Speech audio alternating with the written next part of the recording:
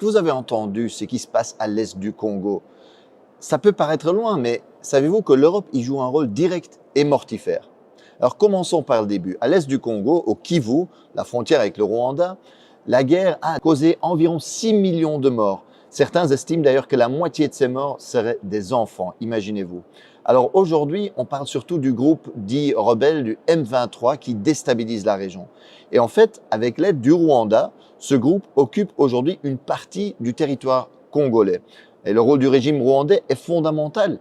Les Nations Unies ont constaté que le Rwanda ne livre pas seulement des armes ou de l'argent, mais a même des soldats sur place. Le secrétaire général des Nations Unies, Antonio Guterres, a d'ailleurs appelé le régime rwandais de Kagame à cesser de soutenir le M23 et à se retirer du territoire de la République démocratique du Congo.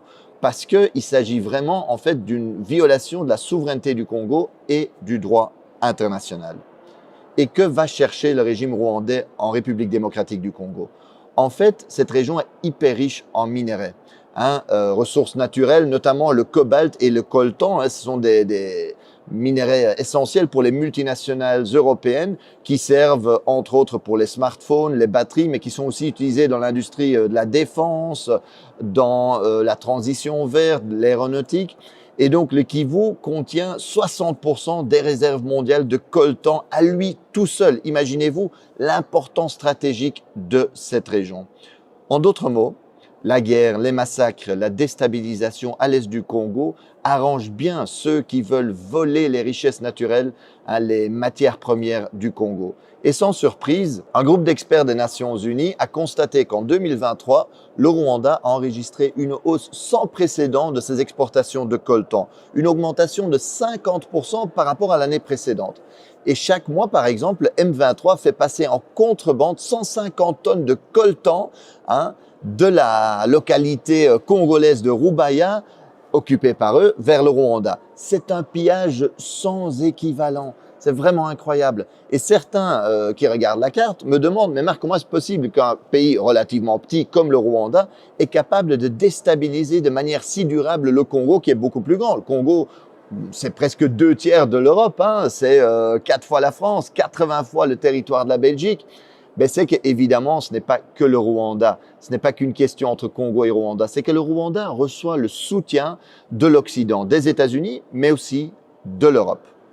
Chaque année, l'Union européenne offre par exemple des dizaines de millions d'aides à l'armée rwandaise. La Pologne a même promis toutes les armes, toutes les technologies militaires dont le régime aurait besoin. Et dans le cadre du programme Global Gateway, l'Europe a promis des investissements de 900 millions au Rwanda.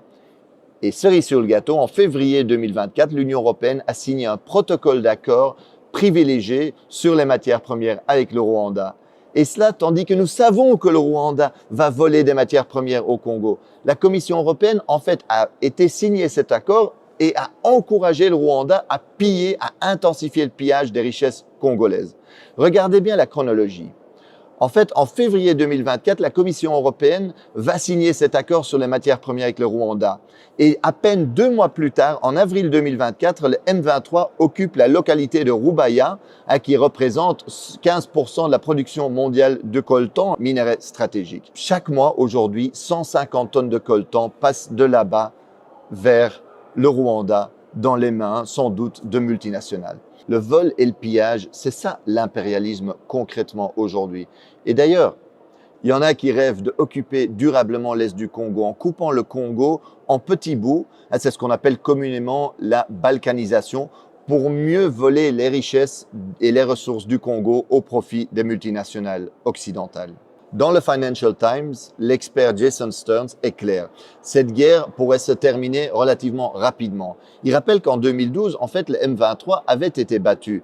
Et ce n'était pas seulement à cause de l'action de l'armée congolaise et de ses alliés du Sud qui avaient battu militairement le M23. C'est aussi parce que les soutiens internationaux du régime rwandais avaient suspendu son financement. Et que donc, eux, ils avaient dit, voilà, à cause du rôle que vous jouez au Congo, ben on ne va plus vous financer. Barack Obama avait appelé Kagame pour lui dire d'arrêter le M23. En d'autres mots, si l'Occident aujourd'hui ne sponsorisait pas cette guerre, elle pourrait prendre fin très rapidement. Et on aurait pu éviter déjà beaucoup de ces morts, beaucoup de ces victimes innocentes aujourd'hui en Congo. L'impérialisme aujourd'hui, le vrai visage de la politique étrangère et commerciale européenne en Afrique, c'est ça. Et quand la Russie envahit l'Ukraine, l'Union européenne parle du droit international, à juste titre. Mais quand son allié rwandais viole la souveraineté congolaise, commet des massacres, elle soutient. Comme quand Israël occupe la Palestine, le Liban, la Syrie, l'Union européenne se range du côté de l'agresseur. Alors aujourd'hui, faisons pression sur les dirigeants européens parce que ce n'est pas acceptable que l'Europe joue ce rôle-là. Alors il est possible aujourd'hui de faire pression, c'est nécessaire pour que l'Europe arrête sa complicité avec les crimes sur place. Alors envoyons un message à Ursula von der Leyen, présidente de la Commission européenne, ou à la ministre des Affaires étrangères de l'Union européenne, Kaja Kallas. Envoyez-leur un message par les réseaux sociaux, envoyez-leur cette vidéo-ci. Et en plus, mobilisez-vous dans la rue parce qu'il faut mettre la pression sur nos gouvernements aujourd'hui. André Frassa pour le groupe Les Républicains. N'en rajoutez pas là, tout est plein. Merci Monsieur le Président. Ma question s'adresse à Monsieur le Ministre de l'Europe et des Affaires étrangères. Monsieur le Ministre, depuis plus de 30 ans, le conflit qui ensanglante la région du Kivu et plus largement l'Est de la RDC ne cesse de préoccuper la communauté internationale sans pour autant qu'elle prenne une position claire et sans ambiguïté. À chaque action des milices, à chaque drame, une condamnation, un soutien et rien de plus. Avec la prise de Goma par le M23, nous atteignons un point de bascule. Là encore, il n'y a eu qu'un soutien à la RDC et une condamnation du M23 et du Rwanda.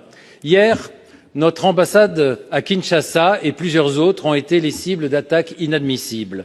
Pour autant, ces actes condamnables en disent long sur la perception par l'opinion locale de l'inaction de la communauté internationale face aux crimes de guerre commis en République démocratique du Congo. Alors, n'est-il pas temps, Monsieur le Ministre, d'aller au cœur et au fond du problème, c'est-à-dire de prendre enfin des sanctions ciblées contre le M23 et surtout contre les deux pays qui le soutiennent et l'arment depuis bien trop longtemps, à savoir l'Ouganda et le Rwanda. Monsieur le ministre de l'Europe et des Affaires étrangères, pour répondre à la question, Monsieur Barrot.